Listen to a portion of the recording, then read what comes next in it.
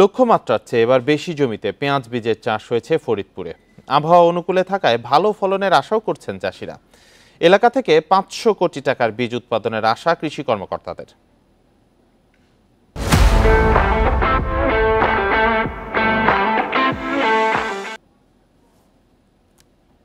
দূর থেকে দেখে মনে হতে পারে যেন সাদা ফুলের বিশাল চাদর থকে থকে সাজানো, কিন্তু না, এটি কৃষকের যত্নের ফসল পেঁয়াজ বীজের ফুলের জমি।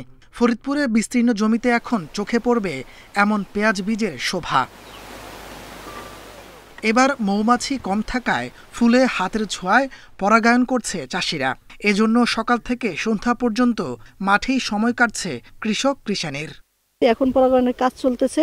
আবহাওয়া যদি ভালো থাকে ইনশাল্লাহ আমরা পেঁয়াজের বীজটা সুস্থভাবে হারভেস্ট করতে পারবো। পরাগায়নটা করলে পারে পুরো বীজটা পুষ্ট হয়। পুষ্ট হলে পারে ধরেন বীজটা পুষ্ট হলে গাছটাও পুষ্ট হয়ে উঠবে। আবহাওয়া অনুকূলে থাকায় ভালো ফলনের আশা করছেন তারা। বাড়ি, লালতি, কিং সহ বিভিন্ন জাতের পেঁয়াজ বীজের আবাদ করেছেন তারা। মন প্রতি বীজের দাম 1.5 লাখ টাকা। ফসল ভালো মাঠের, আমাদের আশা করি দাম গতবারও ভালো পাচ্ছি, আরও আশা করি ভালো পাবো। কৃষি অফিসের তথ্য বলছে দেশের চাহিদার অর্ধেক বীজ উৎপাদন হয় এই জেলায়। এবার জেলায় উৎপাদনের লক্ষ্যমাত্রা 964 টন, যার বাজার মূল্য 500 কোটি টাকা।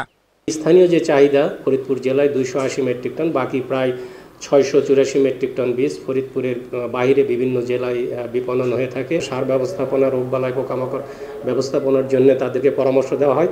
কৃষি অফিস জানিয়েছে এবার বীজ চাষের লক্ষ্যমাত্রা ধরা হয়েছিল 1820 হেক্টর জমিতে, আর চাষ হয়েছে 1854 হেক্টর জমিতে। Independent news.